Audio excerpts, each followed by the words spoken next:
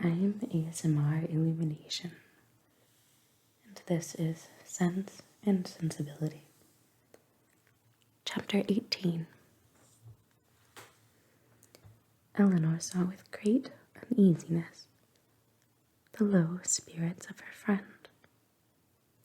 His visit afforded her but a very partial satisfaction, while his own enjoyment in it appeared so imperfect. It was evident that he was unhappy. She wished it were equally evident that he still distinguished her by the same affection which once she had felt no doubt of inspiring. But hitherto, the continuance of his preference seemed very uncertain, and the reservedness of his manner towards her contradicted one moment what a more animated look had intimated the preceding one. He joined her and Marianne in the breakfast room the next morning before the others were down, and Marianne, who was always eager to promote their happiness as far as she could, soon left them to themselves. But before she was halfway upstairs, she heard the parlor door open, and turning round was astonished to see Edward himself come out. "I am going into the village to see my horses," said he. "As you are not ready for breakfast, I shall be back again presently." Edward returned to them with fresh admiration of the surrounding country. In his walk to the village he had seen many parts of the valley to advantage, and the village itself, in a much higher situation than the cottage, afforded a general view of the whole, which had exceedingly pleased him. This was a subject which ensured Marianne's attention, and she was beginning to describe her own admiration of these scenes, and to question him more minutely on the objects that had particularly struck him, when Edward interrupted her by saying,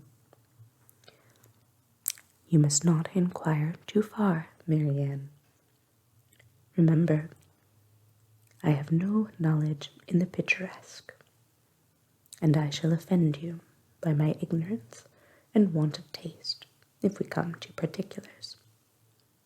I shall call hills steep, which ought to be bold; surfaces strange and uncouth, which ought to be irregular and rugged; and distant objects out of sight, which ought only to be indistinct through the soft medium of a hazy atmosphere.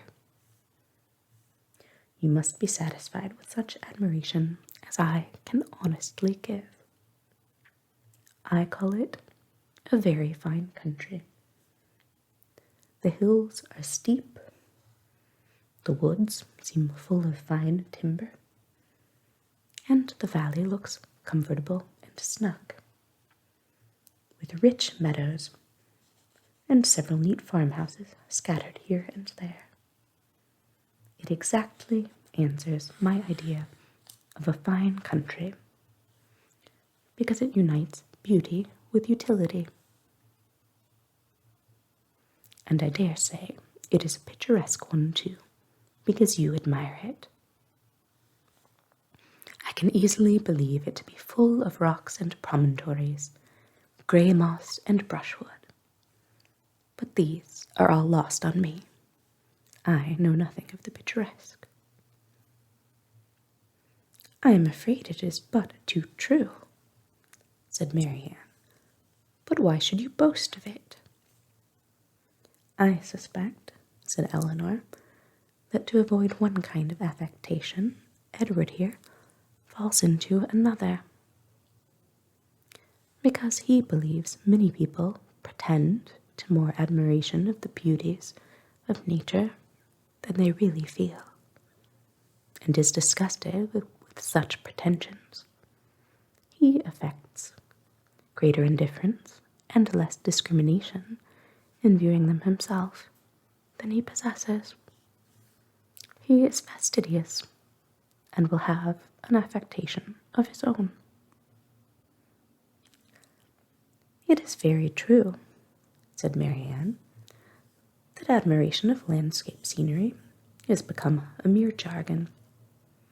Everybody pretends to feel and tries to describe with the taste and elegance of him who first defined what picturesque beauty was. I detest jargon of every kind, and sometimes I have kept my feelings to myself, because I could find no language to describe them in, but what was worn and hackneyed out of all sense and meaning. I am convinced, said Edward, that you really feel all the delight in a fine prospect which you profess to feel.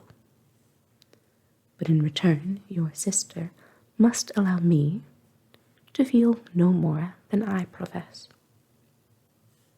I like a fine prospect, but not on picturesque principles.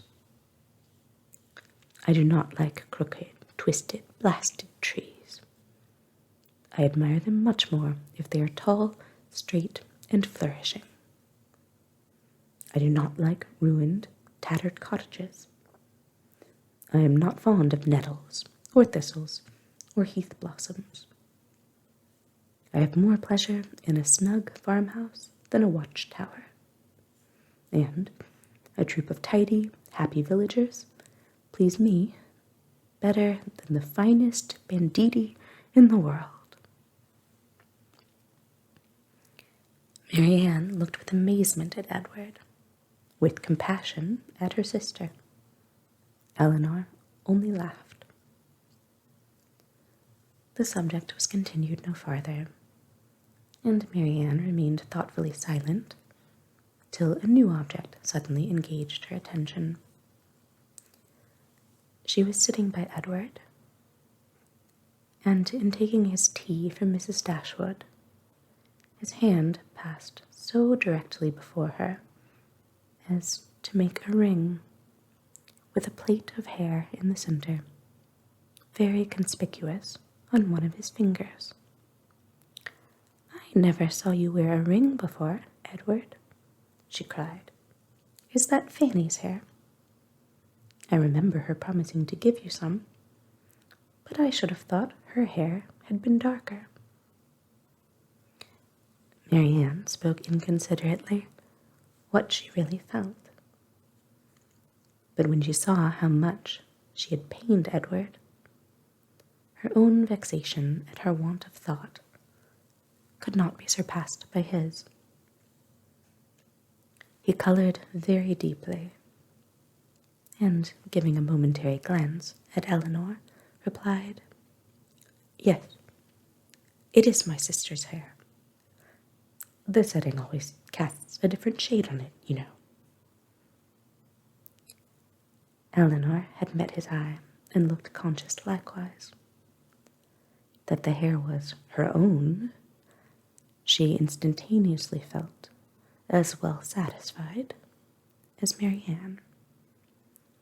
The only difference in their conclusions was that what Marianne considered as a free gift from her sister, Eleanor was conscious must have been procured by some theft or contrivance unknown to herself. She was not in a humor, however, to regard it as an affront, and affecting to take no notice of what passed, by instantly talking of something else, she internally resolved henceforward to catch every opportunity of eyeing the hair, and of satisfying herself, beyond all doubt, that it was exactly the shade of her own. Edward's embarrassment lasted some time, and it ended in an absence of mind still more settled. He was particularly grave the whole morning. Marianne severely censured herself for what she had said. But her own forgiveness might have been more speedy, had she known how little offence it had given her sister. Before the middle of the day they were visited by Sir John and Mrs. Jennings, who, having heard of the arrival of a gentleman at the cottage, came to take a survey of the guest. With the assistance of his mother-in-law, Sir John was not long in discovering that the name of Ferrers began with an F, and this prepared a future mine of raillery against the devoted Eleanor, which nothing but the newness of their acquaintance with Edward could have prevented from being immediately sprung. But, as it was, she only learned from some very significant looks how far their penetration, founded on Margaret's instructions, extended. Sir John never came to the Dashwoods without either inviting them to dine at the park the next day, or to drink tea with them that evening. On the present occasion, for the better entertainment of their visitor, towards whose amusement he felt himself bound to contribute, he wished to engage them for both. "You must drink tea with us tonight," said he, "for we shall be quite alone. And tomorrow you must absolutely dine with us, for we shall be a large party."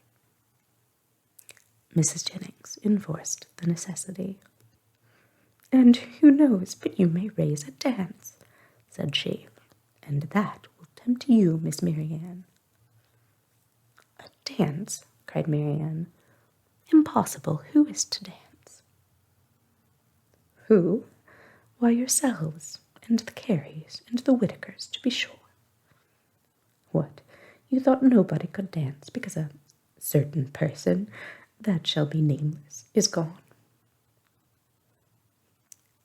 "I wish with all my soul," cried Sir John, "that Willoughby were among us again."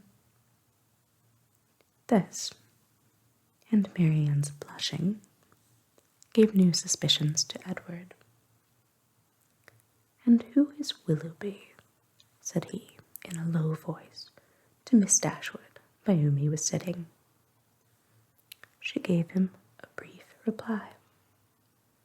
Marianne's countenance was more communicative. Edward saw enough to comprehend not only the meaning of others, but such of Marianne's expressions as had puzzled him before.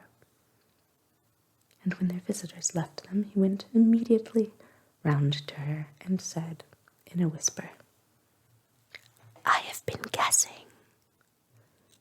Shall I tell you my guess?" "What do you mean?" "Shall I tell you?" "Certainly." "Well then, I guess that Mr. Willoughby hunts." Marianne was surprised and confused, yet she could not help smiling at the quiet archness of his manner, and, after a moment's silence, said, "Oh, Edward, how can you? But the time will come, I hope. I am sure you will like him." "I do not doubt it," replied he, rather astonished at her earnestness and warmth.